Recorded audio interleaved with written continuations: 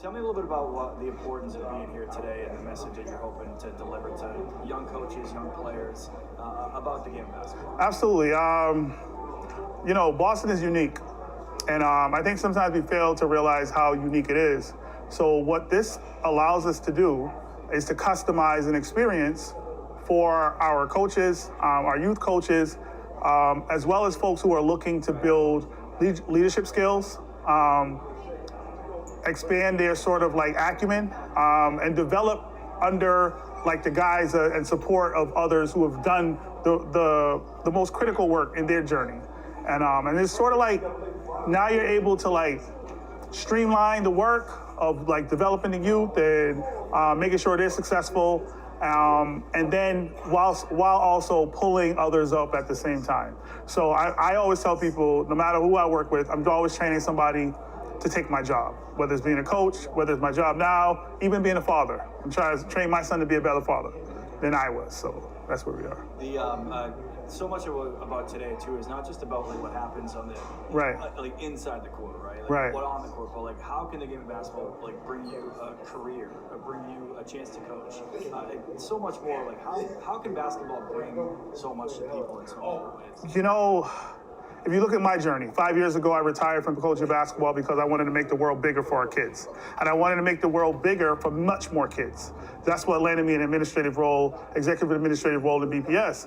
Because I believe my experience as a coach has allowed me to become more versatile. It's diversified my skills. I now have soft skills. I have transformational skills. I have transactional skills. And it built me out. It helped me to develop as a leader.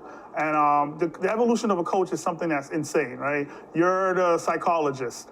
You're the big brother. You're the father. You're the teacher. You're the leader. You're off. Sometimes you could make a strong point that you're their deacon, right? Because sometimes you're with them on Sundays, but like the evolution of the coach has allowed folks to build the necessary skills to develop the youth, right? And youth development is a lost art these days. Youth when the youth development piece was critical in our time, it made us want to play ball outside. It made us want to, create monetary situations for ourselves. It made us reach for something that we know is there. Right now, kids are reaching for things that's not there because a lot of things are synthetic to them, right? But this is the attainable side of things. This is the evidence.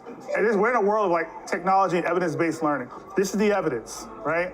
That we can lift, right? Pull, right? As we climb our young people while constantly focusing on continuous improvement.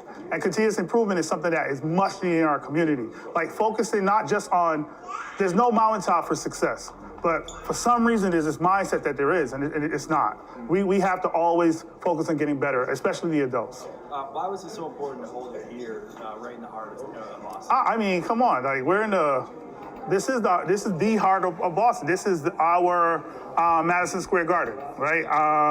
Ironically named Madison.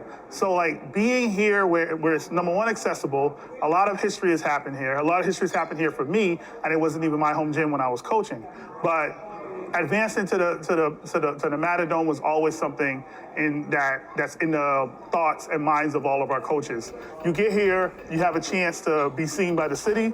You get to be this is your version of like a red carpet if you're a basketball coach in the city of Boston. What is your overall message that you're going to deliver out there to everybody as you do your talk? There's two types of traveling in basketball.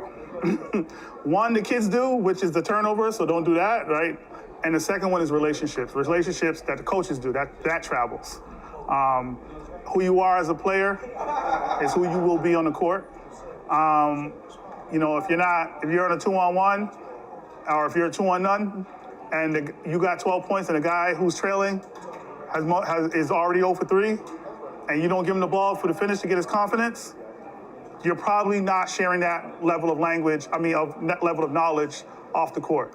So looking at the transferable skills from between basketball and life and attaching that to youth development and then your own continuous improvement, that is the algorithm for success.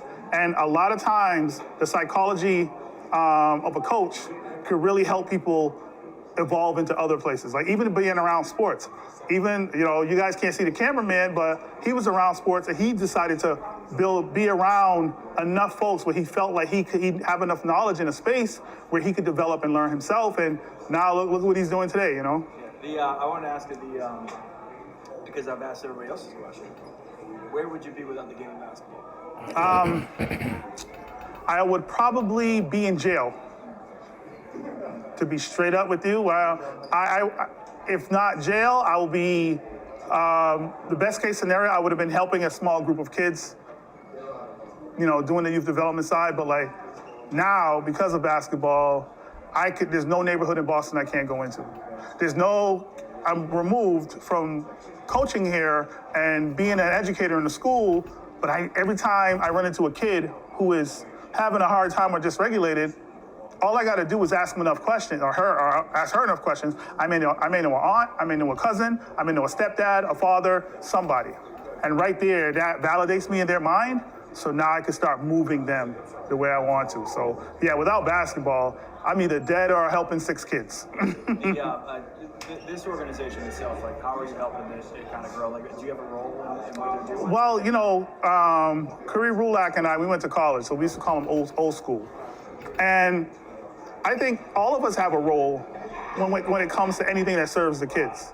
So I could go outside and meet somebody that's trying to help kids, you know, shine their shoes better, and I have a role. And you know, like anything that serves our community and our kids, I'm going to insert myself. And I think that's the mindset. That's a counter mindset typically to what Boston is sometimes, and we're trying to change that, right? This has been like a paradigm shift that we want to establish in the city overall. And the work I'm doing at the Boston Public Schools is all about a paradigm shift. I'm all about forgiveness later, permission later. Because the kids I'm tier 4. Kids tell me what they want, parents tell me what they want. I don't care what anybody else says. Very clear, everybody knows me. Like, so, and things like this is something that I don't know if people would have been open to years ago, but now we're here, and you know, I appreciate the fellas for doing it. However I can support, I will always support. Any other things you want to talk about in relation to this organization and the growth of it, and what you kind of hope, you know, maybe young coaches might get out of it? Oh, for sure. I want coaches to see how important it is to have high quality relationships with our kids. I want them to see that you never see the same dollar twice. A thank you goes a longer way than that, right? And looking at immediate rewards. Nothing that you teach a player, they're going to appreciate and love until they're 24. So you don't know if you're doing a great job with a kid until they get 24. Because at that point, that is their decision-making point. Career, life of crime, you know, that is where, especially the boys, especially with the cerebral cortex, right? Like, that's when you know. If you're looking for instant validation or rewards or credit from kids in the youth level, you are in the wrong game, right? You go play a one-on-one sport like badminton or pool or something like that, but you're in the wrong game. Anything else? That's it. Appreciate y'all. Or the best case scenario is that I would be working with about 6 kids every day, trying to keep them alive or stop them from being dead. And I'm just being serious. Growing up on Norfolk Street,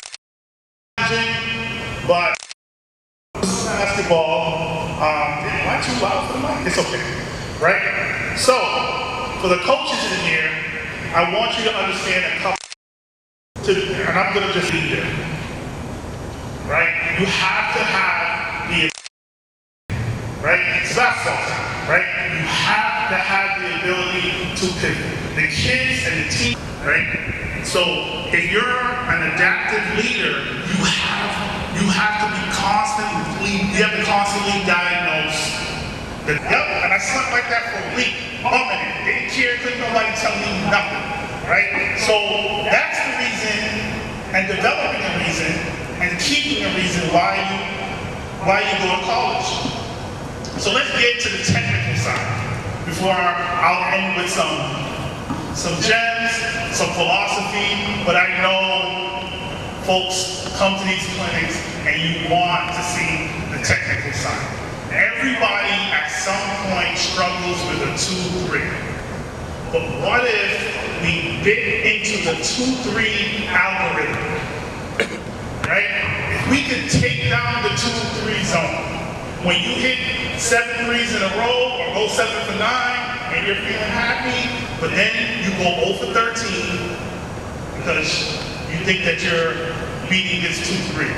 So we're going to go through a super amazing, I call it stack low, right? And I'm going to keep the mic and let me get those 5 students.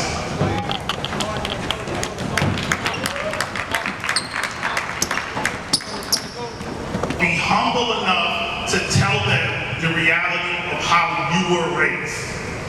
Or the best case scenario is that I would be working with about 6 kids every day, trying to keep them alive or stop them from being dead.